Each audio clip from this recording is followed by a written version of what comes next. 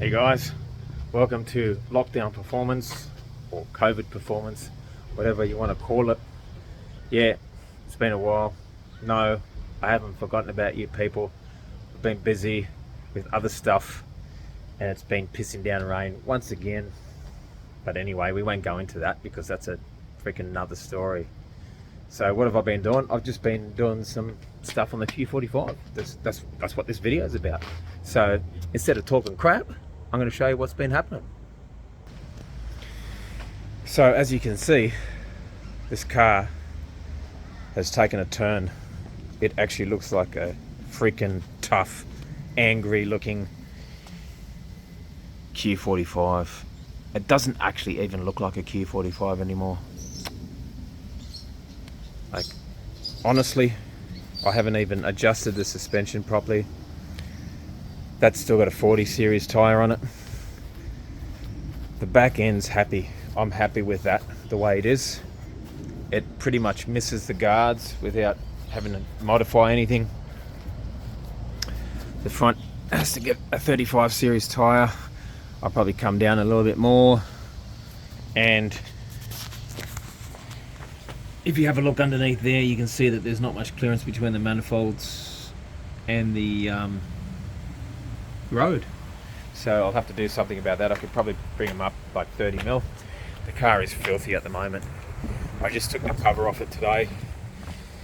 And yeah, I had to get the suspension, which is 300ZX coilover suspension, off eBay. Yes, I went the budget route because I'm on a tight budget at the moment, but I will be getting proper ones in the near future. 300ZX, Z32, max peding coilovers. So on the back end, what I had to do was use the OEM top hats and fit them onto the actual coilover, and then with the bottom section on the rear, I've had to use like a spacer, but that's still not 100%. That's just like something that I've set up at the moment. On the bush on the bottom, it's about 10 mil wider. On the front, I had to slot out the top hats, the holes for the top hats, slot them out about 1.5 mil each one. And then on the bottom, I got a machinist friend of mine to machine out the bushes, which were 20 mil. And on these particular Q45 chassis, this is a 93 model, the pins on the front linkage, or whatever you want to call it, that goes onto the shock absorber, is 22 mil or 21.8, and the 300ZX bush is 20 mil. So no, it doesn't go on there if you flog it. I tried, doesn't happen. Got a machinist guy to do it all, sort it all out for me, and yeah, happy days. So quick demo of the car, but that's not it. That's not the end of the video. Tomorrow or the next day, I'll do a bit of a polish on the car. I'm going to sticker bomb it, do a couple of other things, and then give you a bit of a demo. But honestly, I'm loving the look of this. And everyone that's actually seen this car has just gone, what the hell, man, compared to what that looked like even like last year. It just doesn't look like that car anymore. So I'm pretty happy. And being in Brisbane, Australia, where I am, I doubt that there is anyone else that's done anything like this in Australia. I haven't really seen anything in America like this. I have seen turbo setups, but I personally haven't seen a Q45 this wild looking. And it's going to get wilder. You know, I've got the T66 on there at the moment, but that's only going to be on there temporarily. The GT45 is going back on.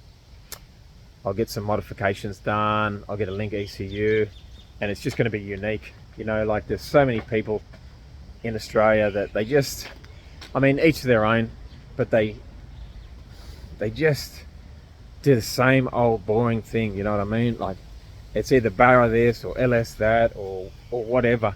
I mean, they're not bad cars, you know what I'm saying, but I like unique stuff. That's what this channel's all about. And you know, I'm trying to get as many people into these suckers as possible, even though there are not too many of these Q45s around anymore, especially in Australia. But I guarantee you, when this is finished, it's going to be a massive head turner wherever it goes, you know, and I'm really looking forward to that. As for other stuff, I'll just give you a quick demo of what I've got. I'm not going to tell you what sort of car that is, but I think this car here, because of the swap that I'm going to do in it, is going to be a little bit more popular than that car, because there's a following for these particular engines that, you know, that I'm going to put in that car anyway. But that'll be eventually, maybe in the next few months. But anyway, I will get back to you with another video as soon as this thing is detailed.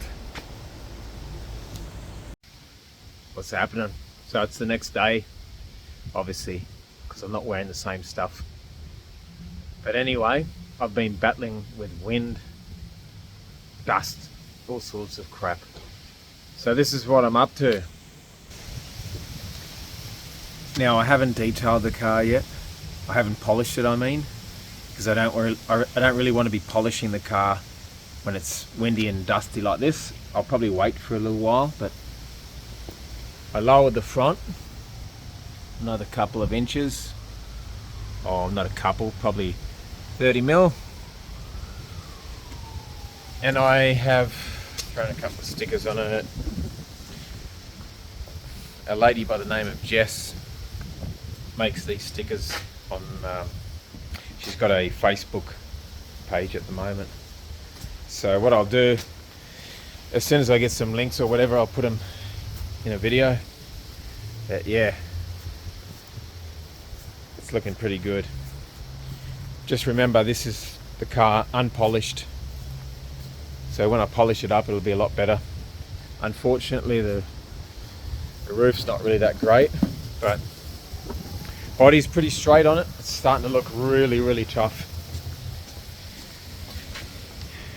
Those 19-inch wheels are, what are they?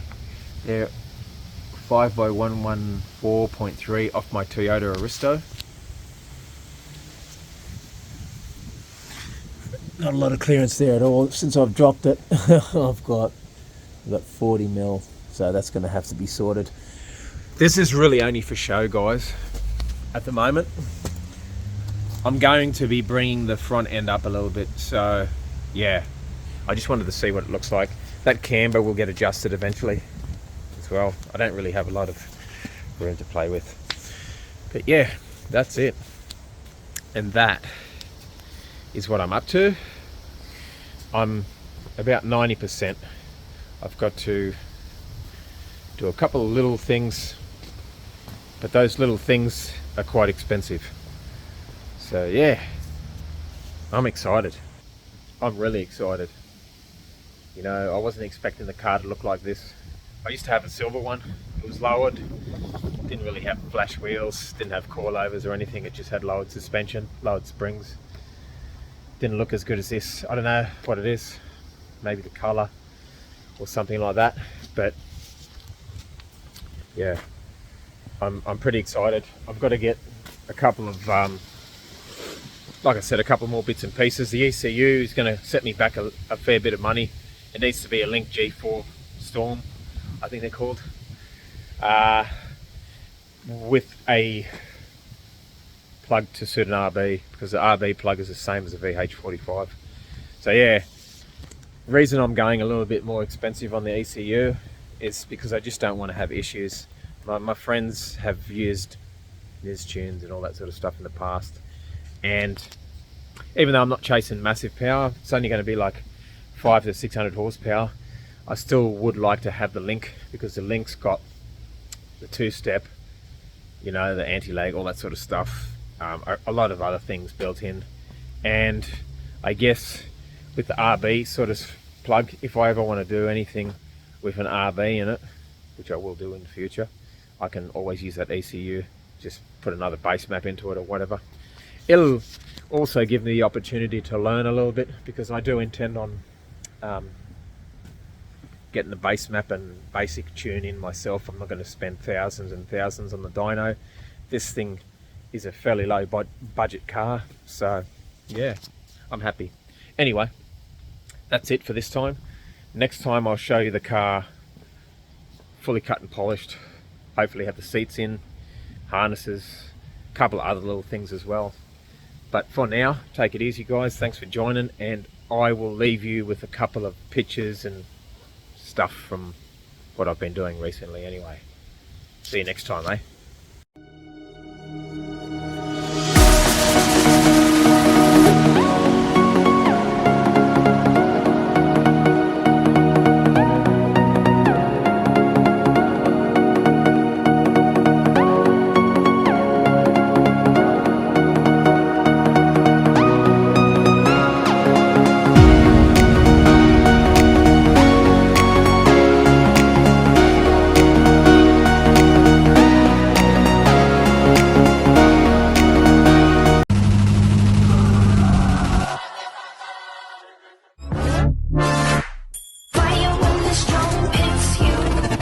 That's it, Brian? Yes.